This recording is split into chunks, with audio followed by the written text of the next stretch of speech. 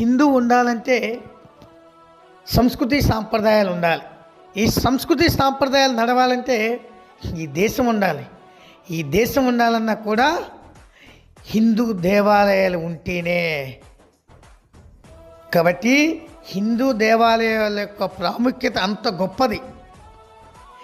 ఇదే కాదు, ఒక హిందూ దేవాలయంలో అన్నము రామచంద్ర అని చెప్పి ఆకలితో వచ్చిన వాళ్ళకి అన్నం పెడుతుంది నా యొక్క దేవాలయం. అంతేకాదు, వైద్యో నారాయణి భవ అని చెప్పి అనారోగ్యంతో వచ్చిన వాళ్ళకి బాగు చేసి ఇంటికి పంపిస్తుంది నా దేవాలయం. ఇంతే అనుకుంటున్నారా?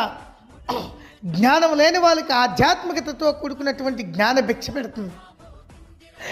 ఇంకటితో ఆగట్లేదు.